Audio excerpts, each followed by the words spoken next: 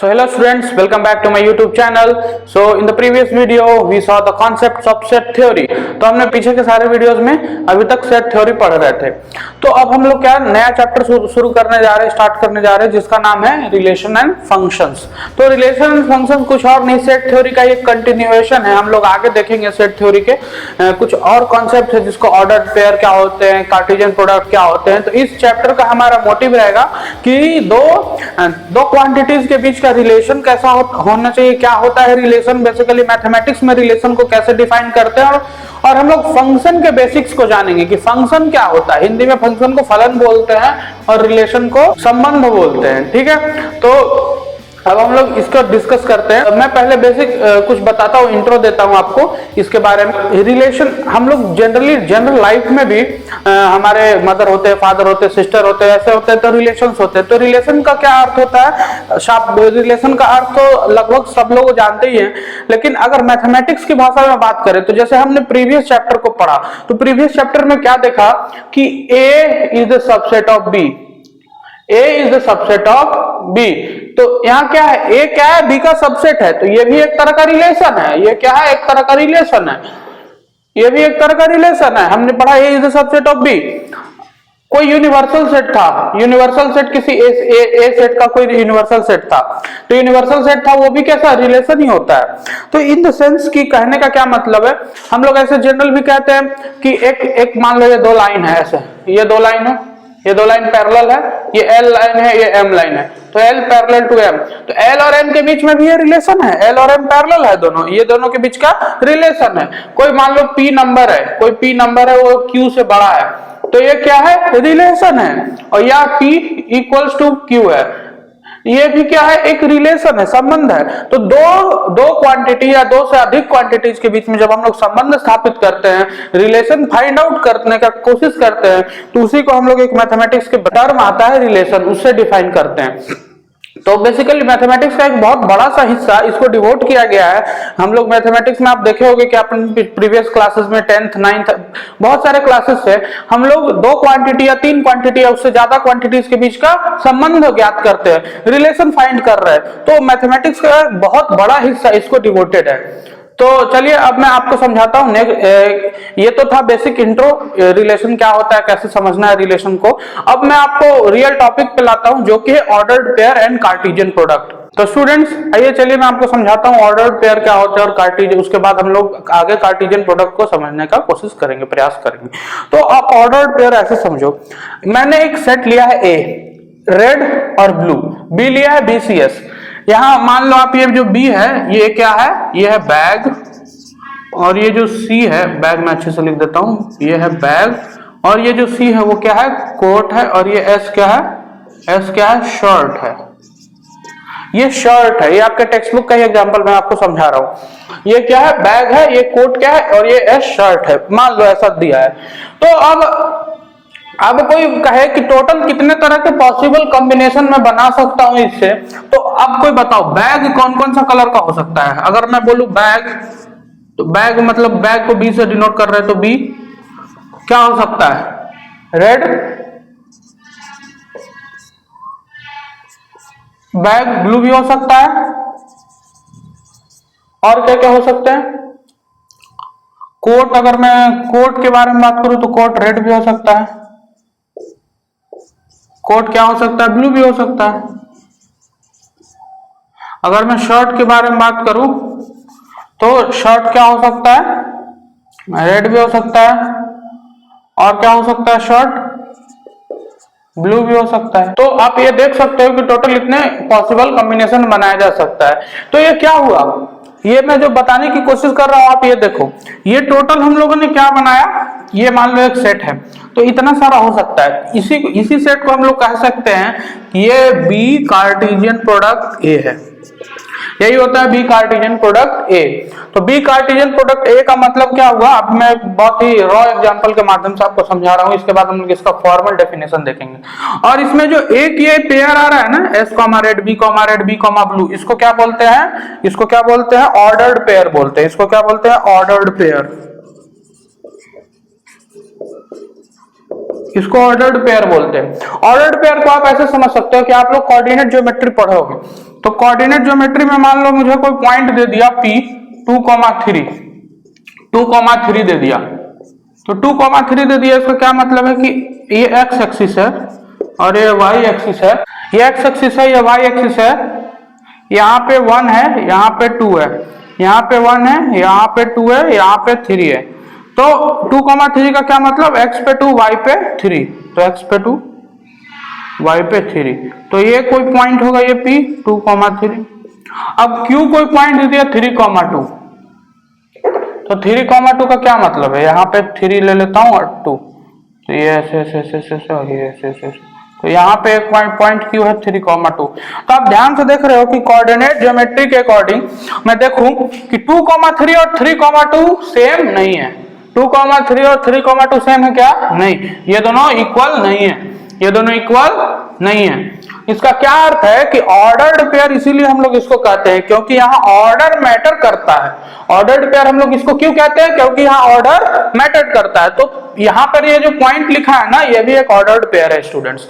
तो इसका क्या सीधा सा क्या अर्थ है कि ऑर्डर्ड पेयर में मान लो आपको कह दिया कि A comma B ordered pair है, तो B कॉमा A, ये और ये दोनों सेम नहीं है, नॉट सेम, दोनों सेम नहीं है, ये बात का आपको खास ख्याल रखना है कि दोनों सेम नहीं है, ठीक है। तो अब मैं आपको एक फॉर्मल डेफिनेशन बताता हूँ कार्टेशियन प्रोडक्ट का, जो आपके बुक वगैरह में होते हैं जनरली, उसके बाद हम लोग इसको और डिटेल में एग्जांपल, मैथमेटिकल एग्जांपल लेके समझने का प्रयास करेंगे।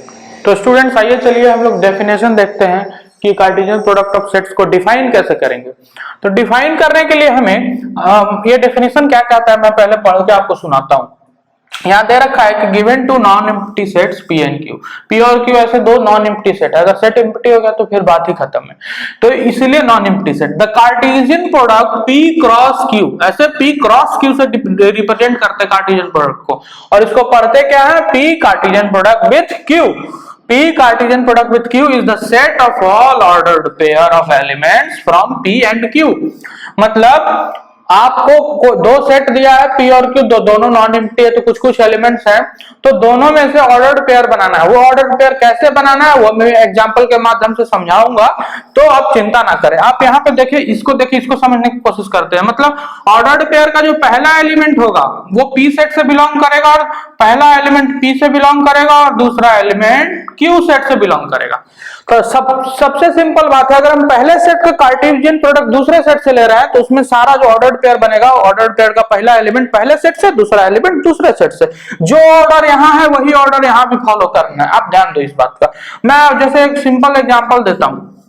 ए कोई सेट है जिसमें एलिमेंट्स A1, A2, ठीक है, और कोई B सेट दे रखा है, इसमें एलिमेंट्स है B1, B2, B3, इन सब के बीच में कॉमा है, ठीक है।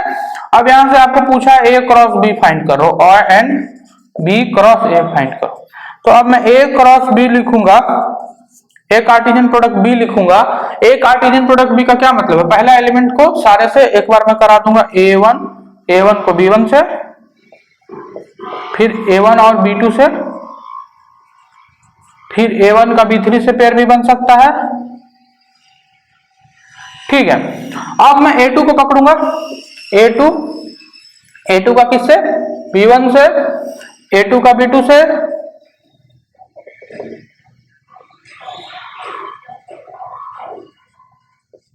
फिर किससे, A2 का B3 से।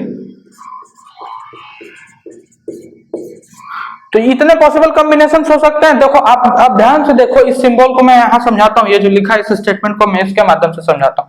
क्या लिखा है, A क्रॉस B हमने किया, इसका क्या मतलब है, पहला ऑर्डर्ड पेयर लिया हमने, तो ऑर्डर्ड पेयर में जो पहला एलिमेंट है वो A सेट से बिलोंग करना चाहिए और जो दूसरा एलिमेंट है वो B सेट से बिलोंग करना चाहिए। देखो कर रहा है कि नहीं, आप देखोगे तो सारा ये फॉलो कर रहा है, यहां भी ऐसे हो रहा है, सारे एलिमेंट से फॉलो कर रहे हैं। तो इसका कहने का मतलब यही है कि ऑर्डर्ड पेयर ऐसे लेना है।